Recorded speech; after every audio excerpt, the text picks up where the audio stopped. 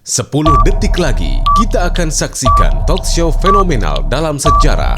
4, 3, 2, 1. Dari iNews Center Jakarta, kami persembahkan acara fenomenal Hotman Paris Show.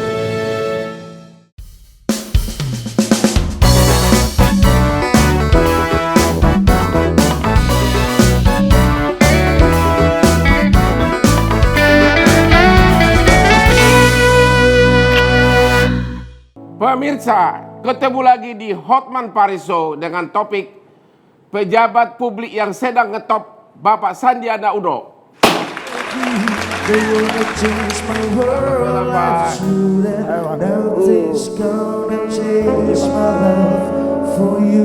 Yuk, silakan. Silakan duduk, Abang Sandi. Saya panggil Abang nggak apa-apa nih ya Pak ya? Panggil abang aja. Panggil Abang biar lebih akrab gitu sama wagub saya sendiri. Seneng Tapi kok. jangan terlalu akrab, saya cemburu loh. Gitu sih, Ya. saya baru pertama kali loh berhadapan langsung dengan Bapak Sandi ini, Abang Gitu. Sandi. Oke, Pak Sandiaga, di samping hobi olahraga, publik mau tahu dulu. Katanya Anda itu sebelum jadi pengusaha ada prestasi luar biasa. Apaan tuh bang? Sekolah. Oh sekolah ya. Katanya sampai cum laude berapa kali, benar nggak itu? IPK-nya 4,0. Soalnya gini, waktu Anda jadi calon, kok agak meragukan, kok kayak anak muda begini aja gitu loh. Tapi bisa cerita nggak dari universitas mana? Saya sebetulnya alhamdulillah waktu itu dapat kesempatan sekolah di SMA Pangudi Luhur. Oke, SMA Katolik di selatan Ya. Jakarta. Terus saya tuh mimpinya mau masuk di UI. oke, Tapi karena dapat beasiswa, saya dapat kesempatan sekolah di luar negeri, Ya. Amerika.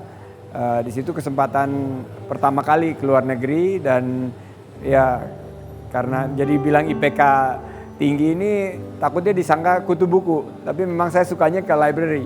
itu IPK tinggi itu udah satu level apa itu, cum laude bukan? Summa cum laude. Yang Summa cum laude, universitas mana? awalnya di Wichita State. Itu di Kansas. itu S1. Itu S1. Habis itu?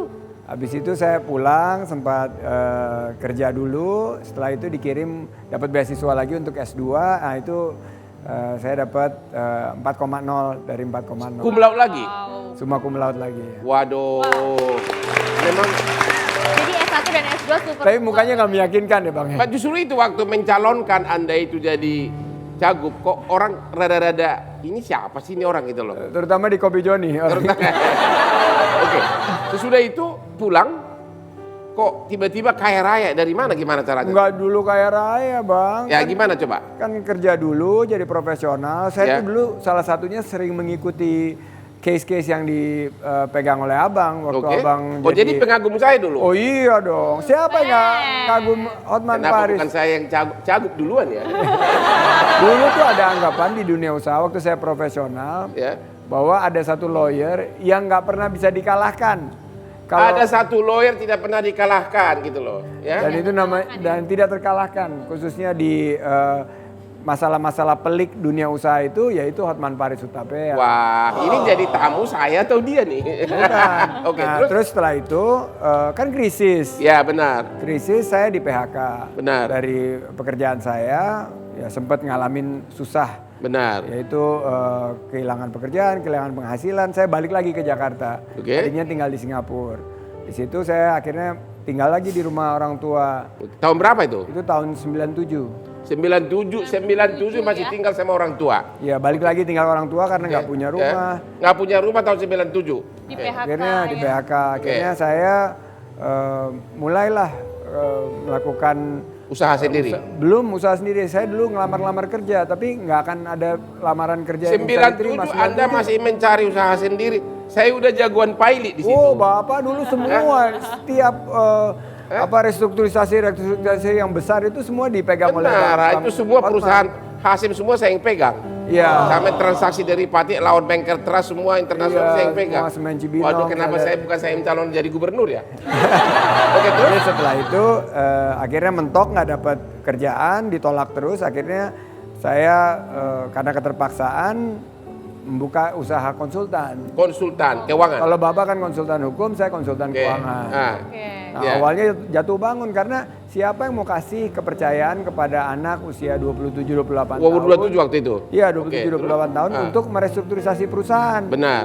Sementara kan kreditur-krediturnya kan wah bisa perusahaan-perusahaan dari mancanegara. Benar. Dan kompleks sekali restrukturisasinya perusahaan di sektor manufacturing, sektor properti.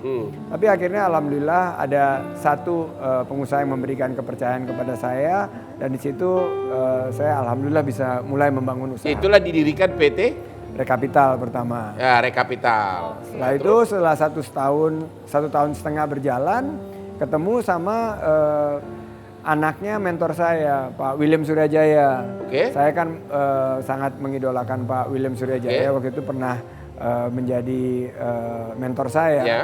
Nah, saya dikenalkan dengan Pak Edwin Suryajaya. Edwin yang sekarang juga Konglo. Ya, Ya, konglomerat besar. Jadi waktu itu sama-sama mulai dari awal. Pak Edwin keluarganya juga mengalami kesulitan keuangan. Saya ditawarkan untuk membangun usaha yang berbasis investasi. Ya. Nah itu adalah Saratoga. Saratoga. Nah itu baru Dan itu saya, yang menjadi ya, meroket gitu. Ya meroket itu 98-99 saya baru. 98 pas dimulai pengadilan niaga itu lagi panen-panennya Wah, restrukturisasi. dulu semua Super panen. Jadi semua. Saya juga sampai 5 box uang dolar. Wih. Dalam berapa tahun langsung ratusan juta dolar. Saya dengar begitu. Oh enggak. Berapa tahun? Pelan-pelan. Jadi tahun pertama 6 bulan, setahun pertama itu susah. Susah. Mengais-ngais. Iya. Ya. Tahun kedua dapat klien 1-2. Itu sudah mulai agak bisa bernafas.